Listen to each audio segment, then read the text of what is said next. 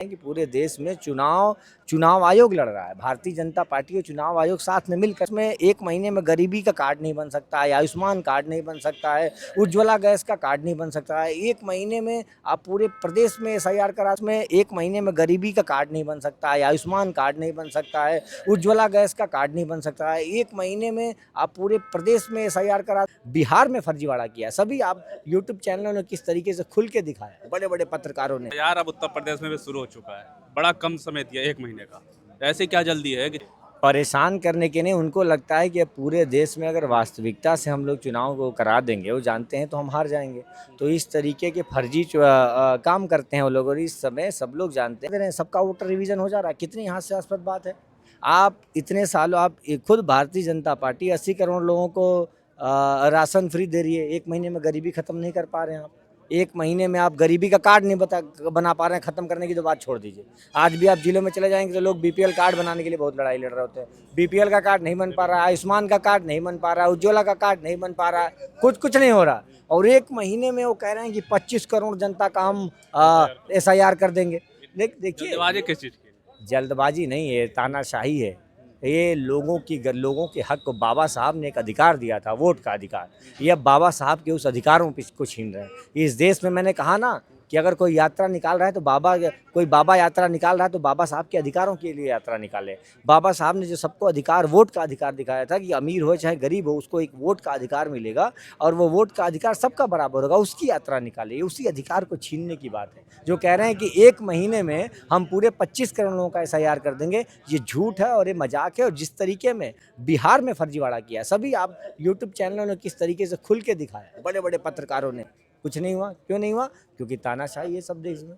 सब पूरे देश को खरीद रहे, सब आवाज़ों को खरीदने का काम है, विपक्ष को दबाने का काम है, जेल में डालने का काम है। लेकिन इसी बीच में कुछ नेता और कुछ पार्टियां हैं जो इनके आवाज़ों के खिलाफ मजबूती से लड़ती रहेंगी। अच्छा, लास्ट सवाल यात्रा से हटकर आजम खान एक नेता है, फिर से जेल में भेज दिया गया, लगातार जेल में भेज रहा है, क्या वजह है? कुछ दिनों पहले ये चर्चा में आया था कि स्मृति ईरानी जी के पास 2 पैन कार्ड हैं, तो पहले ये जानकारी लेनी चाहिए कि वो जेल में गईं, क्या उन पे सज़ा हुई कि नहीं हुई।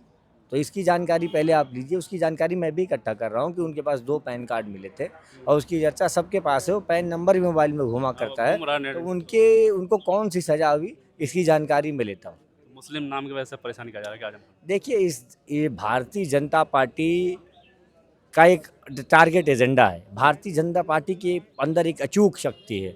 वो धर्म, जाति, रंग किसी के नाम पर भी इस हिंदुस्तान को बांट सकती है।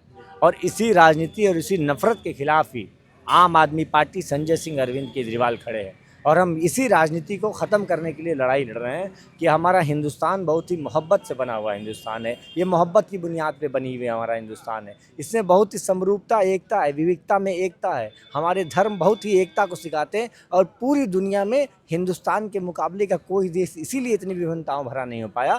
ये हमारी जो ताकत है, जो हमारी मोहब्बत की ताकत है, इसी को भारतीय जनता पार्टी बांटना चाहती है, जो कि हम होने नहीं देंगे। अकेले चले थे, कारवां बन गया, क्या कहेंगे यात्रा के बारे में? देखिए, सपोर्ट मिल रहा है? आप खुद देखिए कि अयोध्या की धरती से 12 नवंबर को सांसद संजय सिंह जी की अगुवाई में पदयात्रा चली थी और अयोध्या से निकले, सुल्तानपुर गए, अमेठी गए और अब प्रतापगढ़ की धरती पे प्रवेश कर चुके हैं।